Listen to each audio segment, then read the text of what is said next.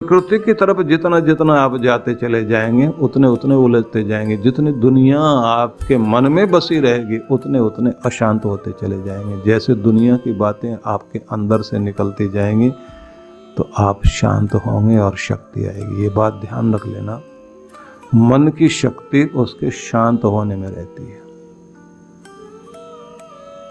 मन जितना अशांत होगा उतना ही कमजोर होगा। मन की शक्ति उसके शांत होने पर ही होती है। जब वो शांत नहीं होता तो वो फिर कमजोर होता है, फिर वो शक्तिहीन होता है। कमजोर मन, अशांत मन, शक्तिशाली मन, शांत मन। और मन जहां पूरा लग जाता है वहीं पर यह चमत्कार कर देता है।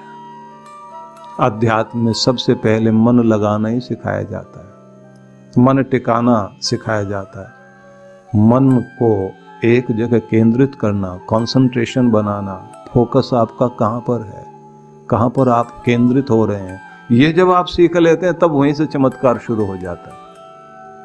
तो सबसे पहली बात हो गई कि जिस परमात्मा से शांति की किरणें निकल रही हैं, आनंद की किरणें निकल रही हैं, निर्भयता की किरणें निकल रही हैं, पवित्रता की किरणें निकल रही हैं, उसकी ओर मुख करना सीख जाएं तो इसको कहते हैं आसन में बैठना सीख जाइए।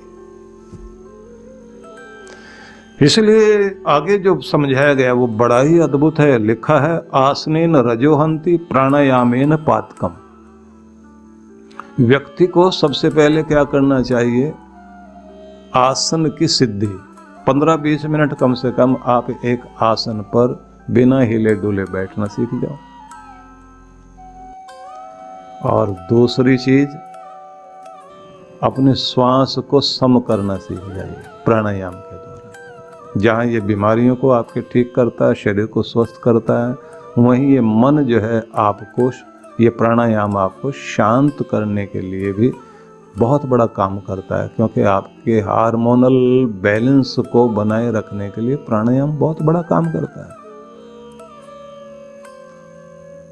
आपको थोड़ी देर आसन पर बैठना आना चाहिए, कम से कम 20 मिनट। और 20 मिनट में आप ये कोशिश कीजिए कि कम से कम 10 मिनट का तो प्राणायाम हो जाए। और उसके बाद आप थोड़ी देर के लिए प्रार्थना कर लीजिए। 3 मिनट की प्रार्थना, ज्यादा से ज्यादा 5 मिनट की प्रार्थना। 3 मिनट अगर प्रार्थना कर लेते हैं आप, भगवान से जो कहना है वो कहिए। उसके बाद 5 मिनट आप शांत होकर बैठ जाएं। शांत होकर बैठने का मतलब है कि अपने ध्यान में चले जाएं, निर्विचार हो जाएं, दिमाग को खाली कर लें।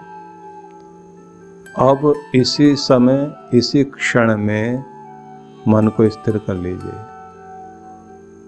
और क्या सोचना है,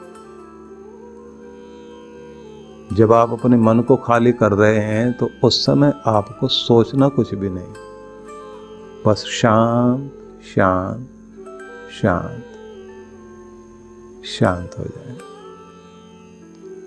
मुझे ध्यान है संसार का एक बहुत बड़ा धनपति व्यक्ति एंड्रयू कार्नेगी के ऊपर एक सीनेट की ओर से टीम बैठाई गई थी कि ये आदमी थोड़े समय में बहुत अमीर हुआ है, कोई गलत कार्य करते करते तो अमीर नहीं हुआ। और वो व्यक्ति जिसने $30 लाख उस समय हाउस ऑफ नेशंस के लिए, विश्व शांति के लिए अपनी तरफ से प्रदान किए थे।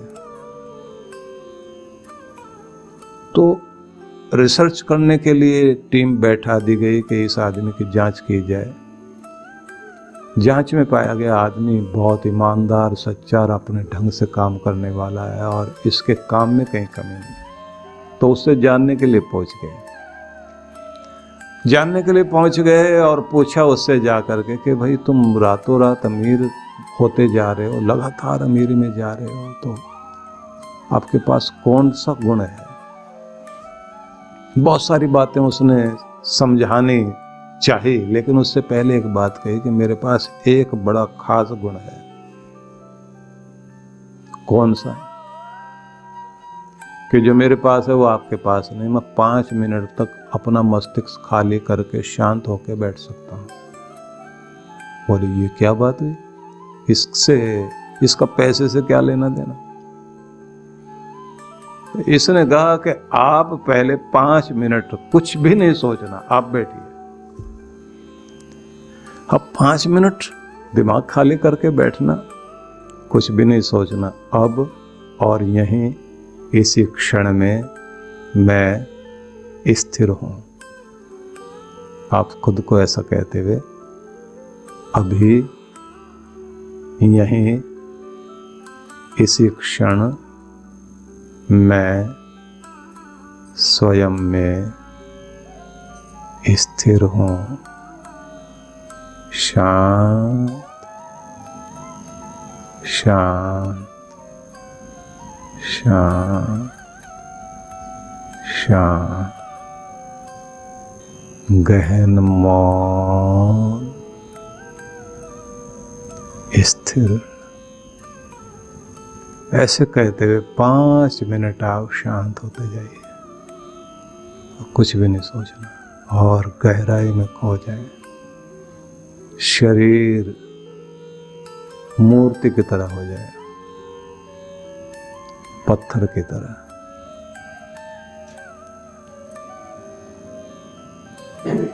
अब बोलने वाले ने अपने आप को 5 मिनट तक बिल्कुल शांत कर लिया और उनसे पहले कहा कि तुम भी शांत होकर बैठो। किसी ने आधे मिनट में आंखें खोल ली, किसी ने 1 मिनट में। बोले ये तो बड़ा मुश्किल है। तो उसने कहा कि जब आप शांत होकर बैठते हैं और शांति में गहन उतर जाते हैं, उसके बाद जब आप कहते हैं समृद्धि, तो समृद्धि के आइडियाज आपको आते हैं और तरह तरह के आइडियाज मिलते हैं। फिर उसके लिए रास्ता खुलता जाता है। मुझे नए नए आइडियाज आते हैं, नए नए रास्ते खुलते जाते हैं। लोग मेरी नकल करते रह जाते हैं और मैं असली चीजें बनाता जाता हूं।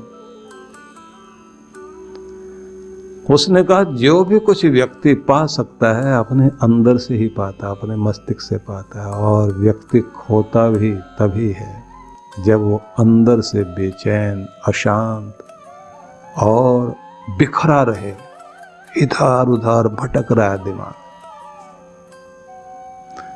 तो ये ध्यान रख लीजिए कि जब आप परमात्मा से उसकी विभूतियां पाना चाहते हैं, उसका ऐश्वर्य पाना चाहते हैं, तो उससे आप कनेक्ट भी तो हो।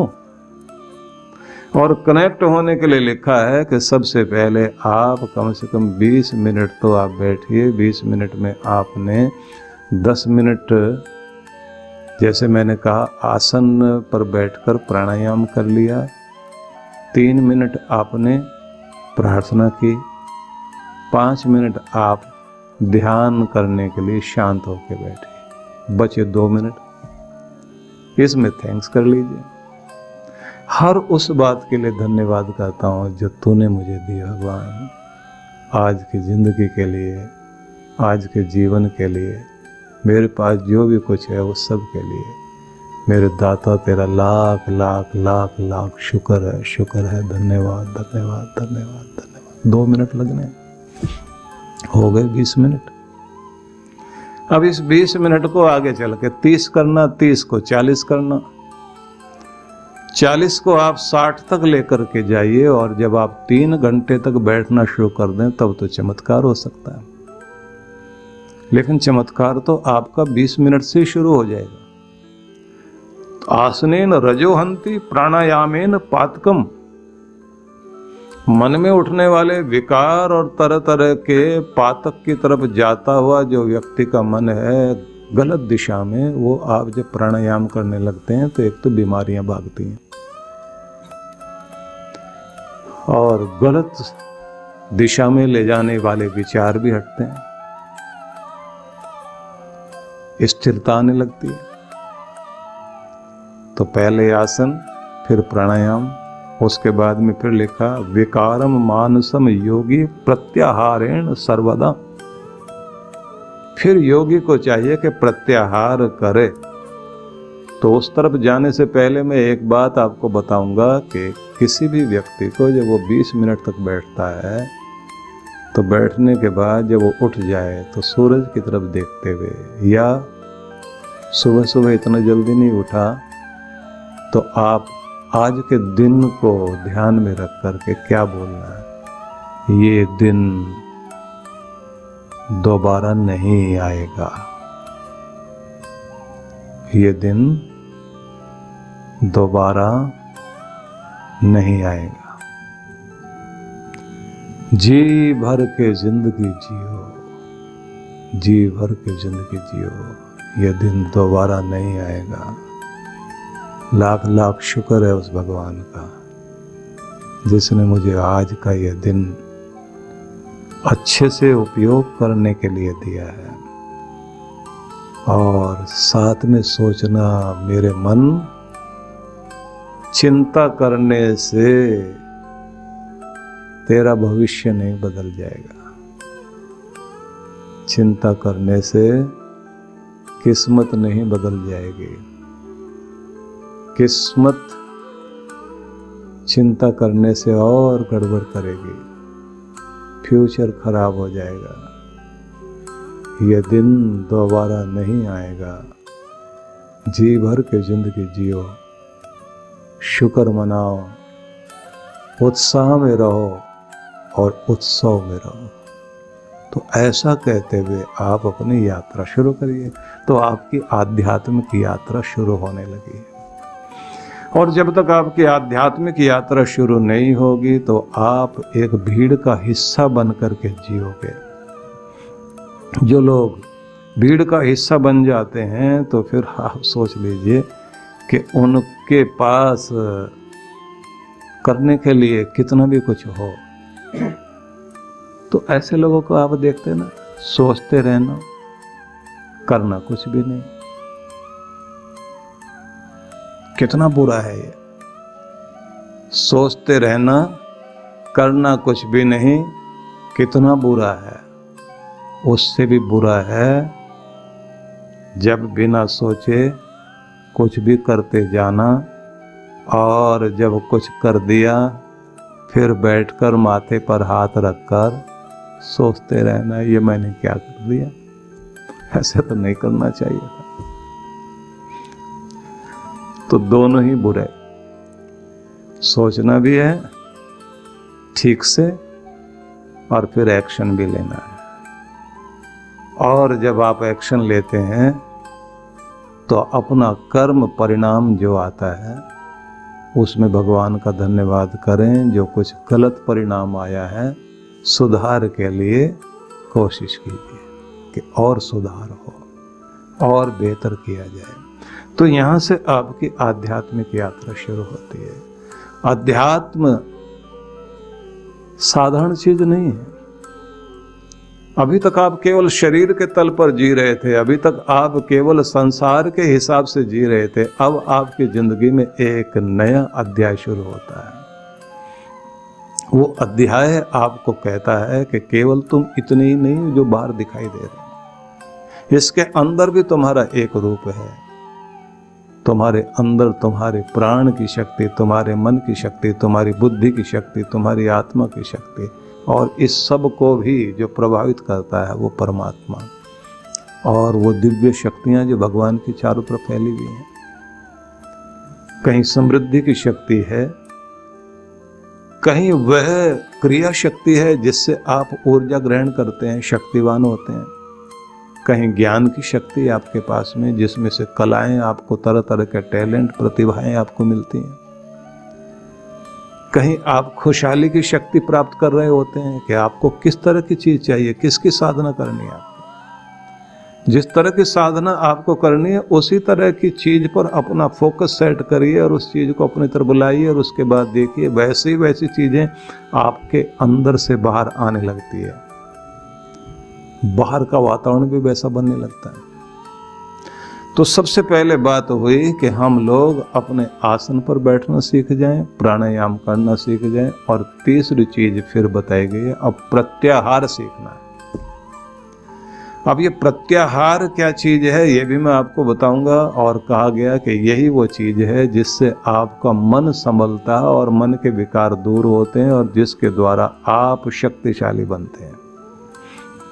यही वो चीज है कि जिसके द्वारा आप फिर अपने प्रभु के भजन में भी आनंद लेना शुरू करोगे और संसार में भी आनंद लेना शुरू करोगे। हम लोग ये चर्चा कर रहे थे कि जीवन भगवान ने दिया है, और उसने देना भी उसी ने, लेना भी उसी ने है, अमानत उसी की है, और ये एक दिन उसको सौंपनी पड़ेगी। जब तक जीवन है इसे कैसे जीना है ये हमारे ऊपर है, और परमात्मा ने हमें स्वतंत्रता दी है। इस सब को विचार करते हुए हम उस बिंदु तक पहुंचे थे कि 7 दिनों में जिंदगी चलती है, और इन 7 दिनों में ही कोई न कोई दिन इस दुनिया में आने का है, कोई दिन इस दुनिया से जाने का है। इसी में आपकी उपलब्धियां हैं, इसी में हार और इसी में जीत है, इसी में मान अपमान है। सब कुछ जीवन का भाग यहीं से चलता है, और यहीं इन्हीं 7 दिनों में पूरा होता है। तो जैसे वो व्यक्ति जिसको एकनाथ संत ने कहा था 7 दिनों की जिंदगी, और वो उसको याद रहा कि जीना तो याद है, आना तो याद है, तो जाना भी याद रहे, तो उसके बाद उसने किसी भी तरह का फरेब, धोखाधड़ी नहीं की। जिनको सताया उनसे माफी मांग ली, और जिनके कड़वाहट उनके मन में थी वो भी उसने भुला दी, और इस दुनिया में सामान इकट्ठा करने के लिए नहीं बल्कि साथ क्या जाएगा इस पर चिंतन बन गया। तो यहाँ से मैंने शुरुआत की थी, आप सबके सामने सुनाया था, और उसी कड़ी में चलते चलते हम लोग अध्यात्म की उन पगडंडियों की तरफ बढ़े थे जहाँ ये कहा गया था कि गुरु के द्वारा ही ये विद्या प्राप्त होती है, तो इसे गुरुगम्य विद्या कहा गया है।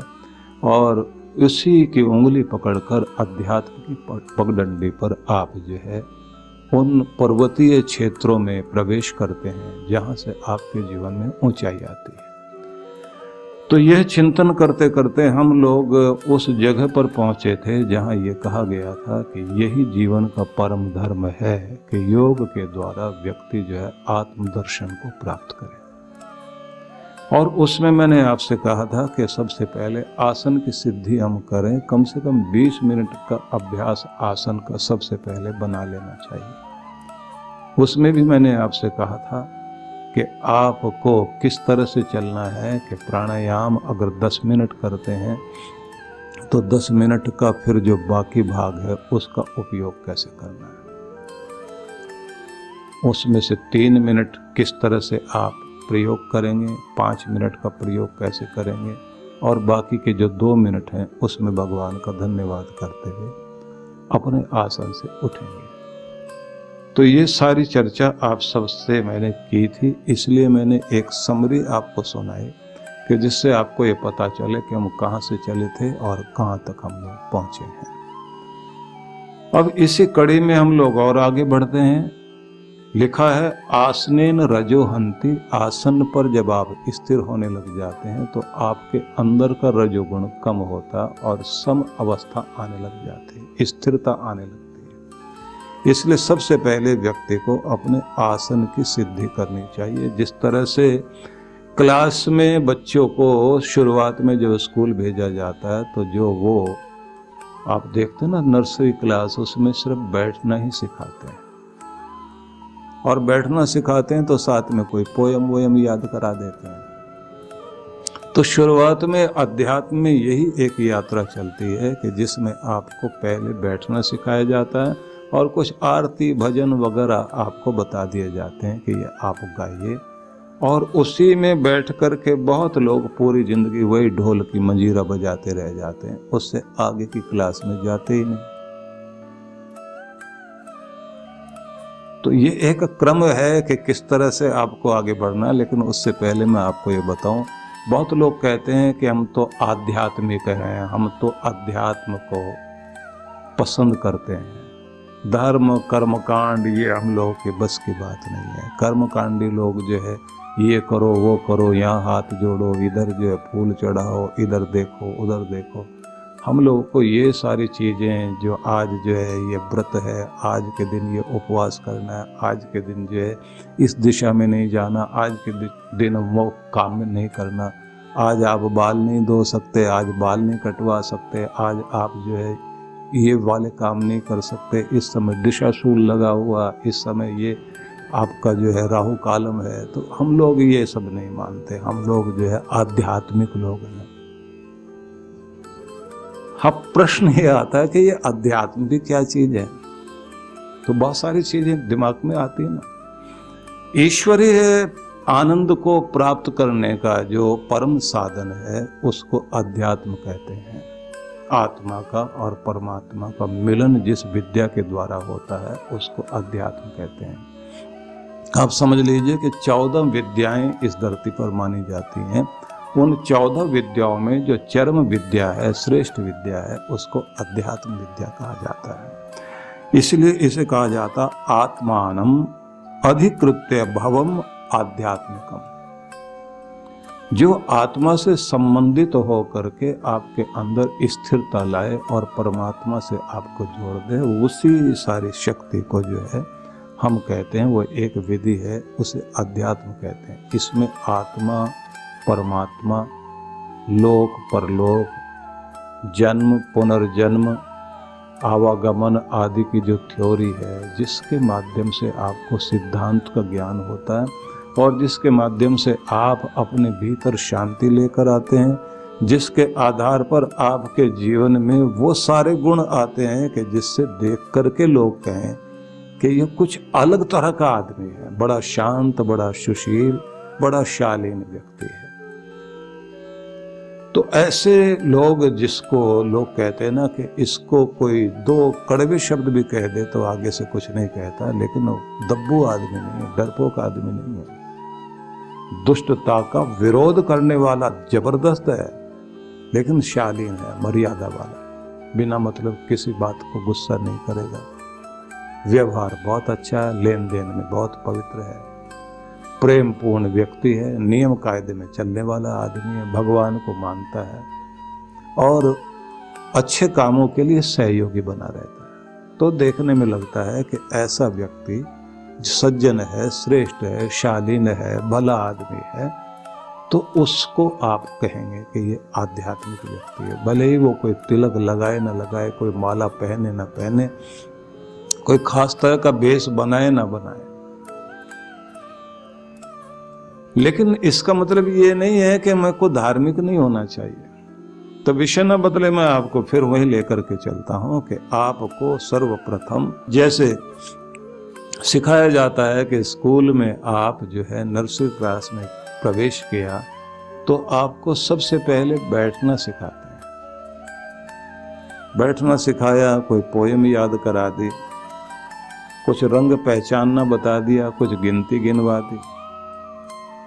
अब वो गिनती वगैरह याद कराई जाती है। उसके बाद में फिर जो अगली क्लास आती है वहाँ से आप शुरुआत करते हैं। A फॉर एप्पल आदि जो है, C फॉर कैट बोल देंगे, D फॉर डोंकी बोल करके वो दिखाने की भी कोशिश करते हैं कि कहाँ पर गधा है, कहाँ पर नहीं है। बच्चे देखकर खुश होते हैं, ताली बजाते हैं, रंग वंग देखते हैं। तो एक वो चीज कि जिसमें आप जो है बैठना तो सीख गए, कुछ आरती वंदन भी आपको याद आ गए। उसके बाद आपको ये पहचान कराना कि आप इस दुनिया में औरों से अलग हो, आप भक्त व्यक्ति हो, आपके कुछ कर्तव्य कर्म है, आप कुछ मान्यता मानने वाले व्यक्ति हो, आपका कुछ फर्ज होता है कि अपने आप सुबह तैयार होकर स्नान आदि करने के बाद मंदिर में प्रवेश करोगे। तो वहाँ से एक शुरुआत गिनती की करते हैं कि सबसे पहले जैसे आप आए हैं तो आपने जो है सिर झुकाकर और पवित्रता के साथ मंदिर में प्रवेश करना है। मंदिर में प्रवेश किया तो सबसे पहले आपने घंटा बजाना है। घंटा बजाते हुए आप जो है, जो अब तक मस्तिष्क में कुछ चल रहा था आपके, वो बाहर का बाहर रह गया और अब आपका ध्यान जो है एकदम भंग हुआ उस ध्वनि के साथ ही। और आप उस ध्वनि पर, घंटे की लीन होती ध्वनि पर अपना मन टिकाते अपने को शांत कर रहे हैं, तो इसका मतलब है कि ये स्थान वो है जहाँ पर शांत हुआ जाता है। ये स्थान वो है जहाँ पवित्र होकर आप प्रवेश करते हैं। इस तरह से ये एक क्लास शुरू हो गई कि शांति से जाइए, पवित्रता से जाइए, जाकर के मंदिर में बैठिए और यहाँ आप जो है आत्म संवाद करोगे। कुछ बात भगवान से जरूर कीजिए। बात जो आपने करनी होती है, अपनी बात आप भगवान को मन ही मन बोलते हैं। भगवान से क्या आप चाहते हैं तो वो भी आपको ध्यान में आता है। फिर अगली क्लास शुरू हो जाती है जिसमें ये कहा जाता है कि एक रूप ये है कि कुछ मंत्र आपको याद कराए गए, उनको आप पाठ करते हुए कैसे परिक्रमा आपने भगवान की है, कैसे जा कर के फूल चढ़ाया, ये सारा कर्म कांड आपको ध्यान में आ गया। लेकिन अब एक चीज़ और होनी चाहिए कि मन टिकाकर भगवान का दर्शन करके और फिर मन टिकाकर उस स्वरूप को अपने अंदर देखना शुरू करो और फिर उसी प्रभु को आप संसार भर में सब जगह महसूस करो। और फिर ये ध्यान रखना है कि तुम्हें इस बात को भी समझना है कि सारे संसार को बनाने वाला मालिक एक है, उसके नाम अलग अलग हो सकते हैं, उसी की शक्तियाँ चारों तरफ फैली हुई हर किसी चीज़ में वही है। तो आप यहाँ मंदिर में भी प्रभु को समझिए, लेकिन कण कण में बसे हुए भगवान को भी अनुभव कीजिए। तो आपका कर्तव्य अब ये शुरू होता, पंच यज्ञ करने हैं। वो पंच यज्ञों में क्या करना है कि एक तो ब्रह्म यज्ञ होगा जिसमें आप भगवान का ध्यान करेंगे, दूसरा होगा देव यज्ञ जिसमें देवताओं के लिए पूजन करेंगे, उनके लिए आहुति देंगे। ऐसे करते हुए पांचों यज्ञों के विषय में बताया जाता है जिसमें ये सब आ जाता है। अतिथियों के प्रति, बड़ों के प्रति कर्तव्य क्या है, दीन दुखियों के प्रति क्या कर्तव्य है, जीवों के प्रति आपका क्या कर्तव्य है, वो आपने हर दिन निभाना है। ऐसे करते हुए आपकी क्लास आगे बढ़ती चली जाती है और धार्मिक कर्म कांड जीवन में शुरू होते हैं, तीर्थ व्रत शुरू होते हैं, उपवास और साथ प्रायश्चित और पश्चाताप के साथ दान पुण्य सेवा सत्कर्म शुरू होते हैं। धार्मिक चर्या यहाँ से आगे बढ़ती है। अब ये सारी चीजें एक तरफ हैं, अब अध्यात्म की बात करते हैं। तो अध्यात्म में ये कहा जाता है कि आपको पहले ज्ञान भी होना चाहिए संसार का। तीन चीजें जरूरी हैं, ज्ञान, भक्ति और कर्म। तो ज्ञान पूर्वक कर्म करना, ज्ञान पूर्वक भक्ति करनी है, भक्ति में ज्ञान, ज्ञान में भक्ति और कर्म भी करना है। तो ज्ञान और भक्ति का समन्वय साथ में जोड़ना, मतलब कर्मशील हैं आप, प्रभु को याद जरूर रखिए। क्या करना है, कैसे करना है, किस तरह करना और क्या नहीं करना, ये भी ध्यान होना चाहिए।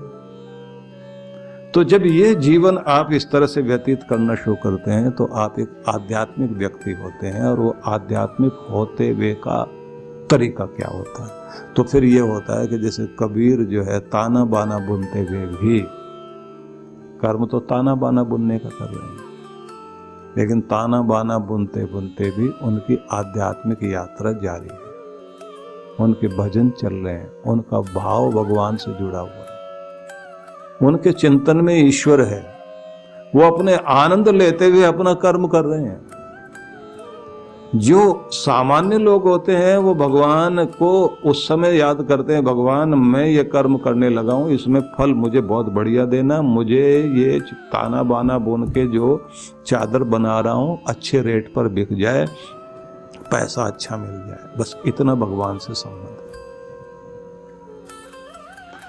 और जो अध्यात्म से जुड़ गया है वो ताना बाना बुनते समय एक एक कर्म करते करते उसका ध्यान अपने भगवान में है। मैं अपना कर्म कर रहा हूँ, कुशलता से करूँ, मेरा एक फर्ज है। हर कोई इस दुनिया में कुछ न कुछ कर रहा है।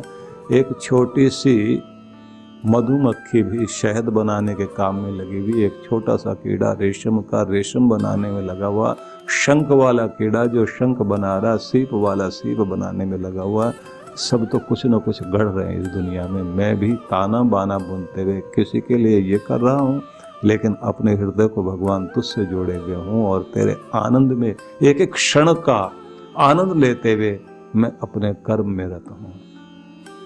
आज का कर्तव्य, आज की पूजा मेरी पूरी होती जा रही है। भगवान से भी जुड़ा हुआ, आनंद से भी जुड़ा हुआ है, और मैं अच्छा कर रहा हूं, अपना श्रेष्ठ दे रहा हूं, अपना बेस्ट दे रहा हूं, तो मेरी जिम्मेदारी अपना बेस्ट देने की है, बेहतर करने की है।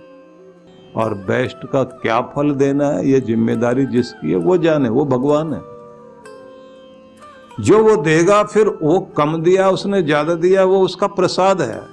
और जो उसका प्रसाद है वो आनंद से मैंने ग्रहण करना है, और हर दिन को आनंद पूर्वक व्यतीत करना है, सब्र भी करना है और शुक्र भी करना है, संतुष्ट भी होना है और धन्यवाद भी करना है। बड़ी अद्भुत बात है। जब रामकृष्ण परमहंस ने एक शिष्य से ये पूछा कि किसे कहोगे कि वो साधुता से भरा हुआ व्यक्ति है, तो बोले जो तप करते हुए, साधना करते हुए जिंदगी जी रहा है, लेकिन भिक्षा मांगने गया तो भिक्षा मांग करके जो मिला खा लिया, जिंदगी में जो भी उसके पास प्राप्त है उसमें संतुष्ट हो गया, और संतुष्ट होकर के अपने दिन को व्यतीत कर रहा है। लेकिन किसी दिन उसको भोजन ना मिले तो फिर वो अपना शांत होकर बैठ जाए।